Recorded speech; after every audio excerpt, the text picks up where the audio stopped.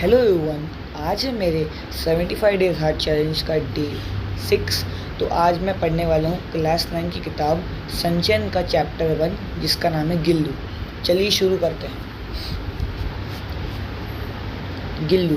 सोनजूही में आज एक पीली कली लगी है। इसे देखकर अनायासी उस छोटे जीव का स्मरण हो आया जो इस लता की सघन हरितिमा में छिपकर बैठता और फिर मेरे निकट पहुंचते ही कंधे पर कूदकर मुझे चौंका देता था। तब मुझे कली की खोज रहती थी, पर आज उस लघु प्राण की खोज है। परंतु वह तो अब तक इस सोनजूही की जड़ में मिट्टी होकर मिल गया होगा। कौन जाने स्वर्णीय कली के बहाने वही मुझे चौंकाने ऊपर आ गया हूँ। अचानक एक दिन सवेरे कमरे से बरामदे में आकर मैंने देखा 2 कौवे एक गमले के चारों और चोंचों से चौवल जैसा खेल खेल रहे हैं। यह काकभुषुंडी भी विचित्र पक्षी है, एक साथ समादरित, अनादरित, अति सम्मानित, अति अवमानित। हमारे बेचारे पुरखे न गरुड़ के रूप में आ सकते थे, न मयूर के, न हंस के। उन्हें पितृपक्ष में हमसे कुछ पाने के लिए काक बनकर ही अवतीर्ण होना पड़ता है। इतना ही नहीं, हमारे दूरस्थ परिजनों को भी अपने आने का मधु संदेश इन कर्कश स्वर में ही देना पड़ता है। दूसरी ओर हम कौवे और काँव काँव करने का अवमानना के अर्थ में ही प्रयुक्त करते हैं। मेरे काक पुराण के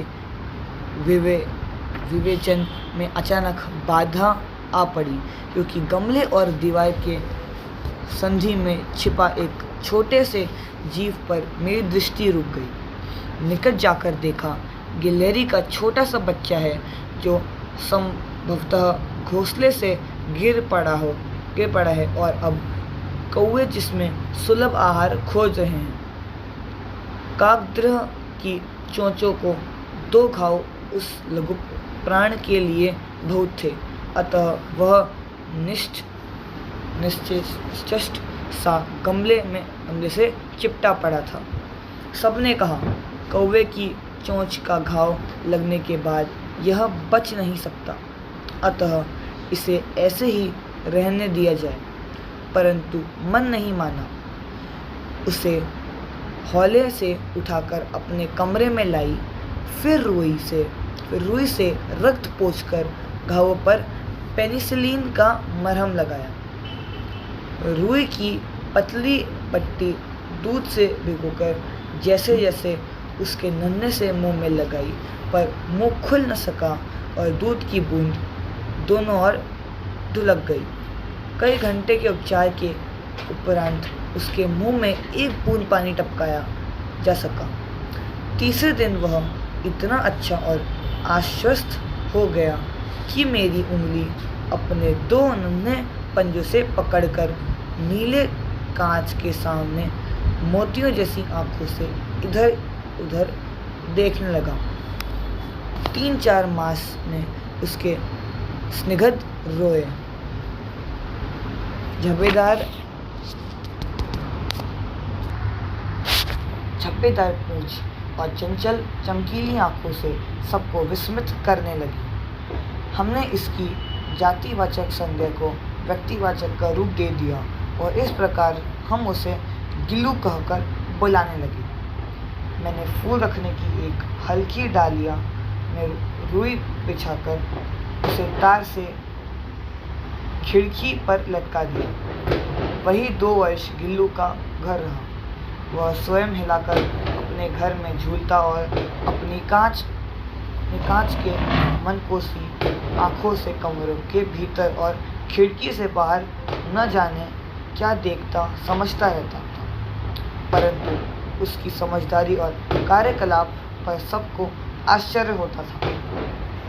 जब मैं लिखने बैठती तब अपनी और मेरा ध्यान आकर्षित करने की उसे इतनी तीव्र इच्छा होती थी कि उसने एक अच्छा उपाय खोज निकाला। वह मेरे पैर तक आकर सर से पर्दे पर चढ़ आता जाता और फिर उसी तेजी से उतरता। उसका यह दौड़ने का क्रम तब तक चलता जब तक मैं उसे पकड़ने के लिए न उठती। कभी मैं गिल्लू को पकड़कर एक लंबे लिफाफे में इस प्रकार रख देती कि उसके अगले 2 पंजे और सिर के अतिरिक्त सारा लघुगात लिफाफे के भीतर बंद रहता। इस अद्भुत स्थिति में कभी कभी घंटों मेज पर दीवार के सहारे खड़ा रहकर वह अपनी चमकीली आंखों से मेरी कार्यकलाप देखा करता। भूख लगने पर चिक चिक करके मानो वह मुझे सोचना देता और काजू या बिस्कुट मिल जाने पर उसी स्थिति में लिफाफे से बाहर वाले पंजों से पकड़कर उसे कुतरता। फिर गिल्लू के जीवन का प्रथम बसंत आया। नीम चमेली की गंध मेरे कमरे में हौले हौले आने लगी। बाहर की गिलहरियों खिड़की के जाली के पास आकर चिक चिक करके न जाने क्या कहने लगी।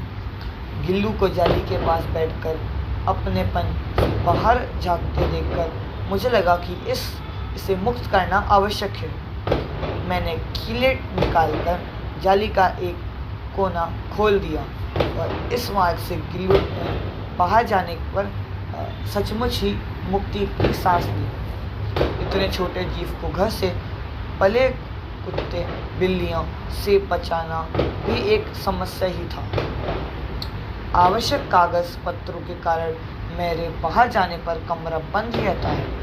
मेरे कॉलेज से लौटने पर जैसे ही कमरा खोला गया और मैंने भीतर पैर रखा, वहीं ही गिल्लू अपने जाली के द्वारा से भीतर आकर मेरे पैर से सिर और सिर से पैर तक दौड़ लगाने लगा। जब से यह नृत्य का क्रम हो गया,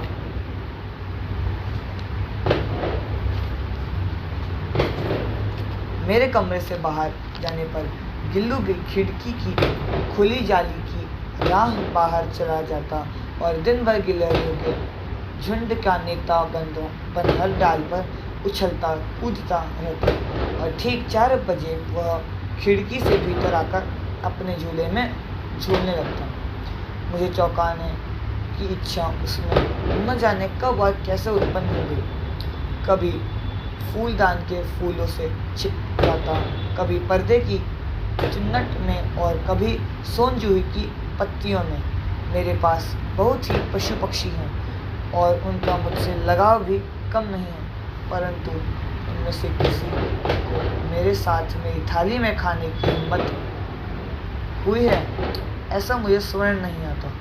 गिल्लू उनमें अपवाद था।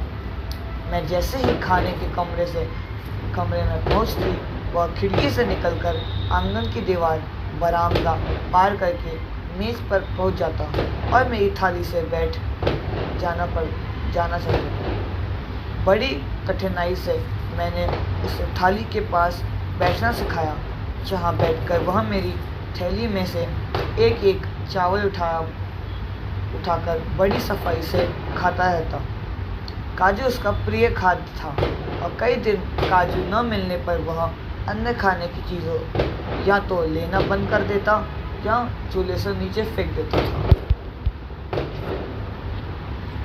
उस बीच मुझे मोटर दुर्घटना में आहत होकर कुछ दिन अस्पताल में रहना पड़ा। उन दिनों जब मेरे कमरे का दरवाज़ा खोला जाता, गिल्लू अपने झूले से उतरकर दौड़ता और फिर किसी दूसरे को देखकर उसी तेजी से अपने घोंसले में जा बैठता। सब उसे काजू दे आते, परंतु अस्पताल से लौटकर जब मैंने उसके झूले की सफाई की तो उसमें काजू भरे मिले, जिनसे ज्ञात होता था कि वह उन दिनों अपने प्रिय खाद्य कितना कम खाता रहा। मेरी अवस्था में वह तकिए पर सिरहाने बैठकर अपने नन्हे पंजों से मेरे सिर और बालों को इतने हौले हौले सहलाता रहता कि उसका हटना एक परिचारिक के हटने के समान लगता। गर्मियों में जब दोपहर में काम करती रहती तो गिल्लू ने बाहर जाता न अपने झूले में बैठता। उसने मेरे निकट रहने के साथ गर्मी से बचने का एक सवरथा नया उपाय खोज निकाला था। वह मेरे पास सुराही पर लेट जाता। वह इस प्रकार समीप भी रहता और ठंडक में भी रहता। गिलहरियों के जीवन की अवधि 2 वर्ष से अधिक नहीं होता। अतः गिल्लू का जीवन यात्रा का अंत आ ही गया। दिन भर उसने कुछ खाया न बाहर गया। रात में अंत की यातना में भी वह अपने झूले से उतरकर मेरे बिस्तर पर आया और ठंडे पंजों से मेरी बाहीं उंगली पकड़कर हाथ से चिपक गया, जिसे उसने अपने बचपन की मरण्यास स्थिति में पकड़ा था। पंजे इतने ठंडे हो रहे थे कि मैंने जाकर हीटर जलाया और उसे उष्ठा देने का प्रयत्न किया, परंतु प्रभात की प्रथम किरण के स्पष्ट के साथ वह किसी और जीवन में जागने के लिए सो गया। उसका झूला उतार कर रख दिया गया है और खिड़की की जाली बंद कर दी गई है, परंतु गिलहरियों की नई पीढ़ी जाली के उस पार चिक करती ही रहती है और सोनजोई पर बसंत आता ही रहता है। सोनजोई की लता के नीचे गिल्लू को समाधि दी गई है, इसलिए भी कि उसे वह लता सबसे अधिक प्रिय थी, इसलिए भी कि उस लघुगात का किस वासंती दिन जूही के पीताभ छोटे फूल में खिल जाने का विश्वास मुझे संतोष देता है। तो गाइस, यहाँ ये गिल्लू का चैप्टर ख़त्म होता है। आई होप आपको वीडियो पसंद आया है। अगर वीडियो पसंद आए तो लाइक करना, शेयर करना और चैनल पे नहीं हो तो चैनल को सब्सक्राइब करना। मिलते हैं फिर आपसे एक हमारे नए डे ऑफ चैलेंज के। तब तक के लिए bye bye and stay tuned.